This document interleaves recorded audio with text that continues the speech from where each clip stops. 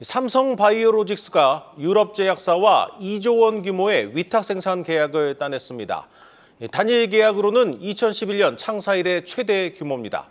취재 기자와 자세히 들여다보겠습니다. 산업부 이서우 기자 나왔습니다.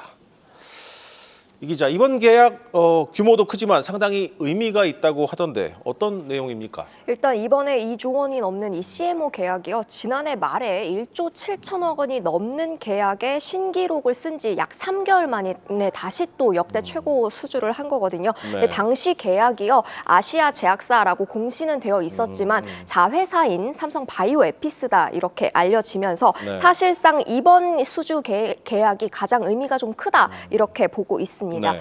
또 업계에서는 이번 계약이요. 기존 고객사의 새로운 품목에 대한 위탁 생산이다. 이렇게 좀 보고 있습니다. 특히 단일 품목 생산이라면 연간 10억 달러 이상의 매출을 내는 블록버스터 의약품, 그중에서도 항암제일 가능성이 높게 점쳐집니다.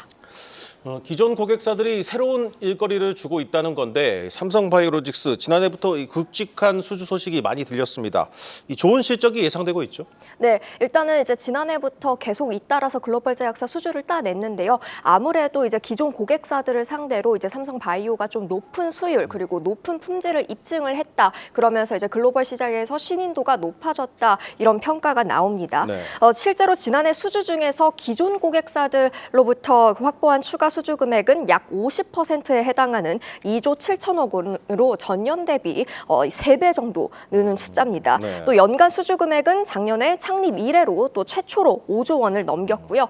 수주 물량 증가로 1, 2, 3 공장뿐만 아니라 25만 6천 리터의 생산 규모를 가진 4공장까지 100% 가동, 풀가동이라고 하죠. 100% 가동에 가까워진 것으로 알려지면서 지난해 매출과 영업이익 모두 역대 최고치를 기록할 것이라고 전망됩니다. 네, 오늘부터 미국 샌프란시스코에서 제약 바이오 업계 최대 행사인 JP모건 헬스케어 컨퍼런스가 열립니다. 이 기자, 이 행사에서 이 삼성바이오로직스가 이 차세대 항암제 관련 이 중대 발표를 한다고 하던데 그건 어떤 내용입니까? 일단 아시다시피 요즘에 표적 항암제라고 불리는 ADC 사업과 관련해서 좀 중대 발표를 할 것으로 예상이 됩니다. 네. 삼성바이오의 경우에는 위탁 개발보다는 위탁 생산의 비중이 더 크다 보니까요. 향후에 이 ADC 사업을 어떻게 전개할 거냐 이런 방향성에 대해서 최초로 발표할 것으로 예상이 됩니다. 바이오 업계에서 좀 지금 각광받고 있는 이 ADC가요. 사실은 항체 약물 접합체라고 불리는 건데 일명 미사일 항암제라고 불리거든요. 네. 근데 이게 암세포에만 선택적으로 좀 작용을 해서 부작용이 적고 효과는 큰 것으로 알려집니다. 말씀드렸던 것처럼 이 ADC의 경우에는 위탁 개발부터 생산 그리고 결합까지 모두 한 기업에서 하는 게 좀 일반적인데요. 네. 현재 ADC CDMO를 하고 있는 스위스 론자나 중국의 우시 또한 또 원스톱으로 개발부터 생산까지 또 도맡고 있습니다. 그래서 이제 최근에 삼성바이오가 ADC 강자이자 이제 국내 바이오텍인 리가캠 바이오와 협력을 좀 늘리고 있는 것도 이 CDO 위탁 개발 분야에 보다 힘을 실으려는 시도로 풀이됩니다. 네, 그렇다면 삼성바이오로직스가 이 차세대 항암제 관련 이 수주를 따낸 적은 있습니까? 아니요, 아직까지는 공시된 바가 없고요. 유의미한 이 ADC 관련 그 CDMO 계약건은 체결하지 않은 것으로 파악이 됩니다.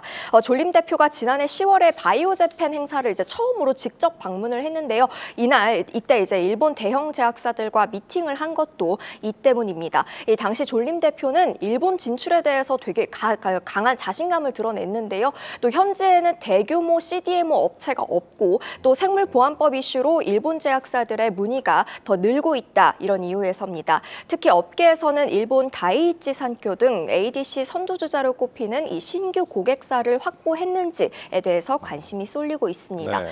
또 삼성바이오는 지난해 12월, 그러니까 지난달이죠. 송도에 위치한 이 ADC 전용 생산 시설을 완공을 했는데요. 본격적인 상업 생산은 언제부터 할지 이번 JPM에서 처음으로 발표할 것이란 기대도 나옵니다.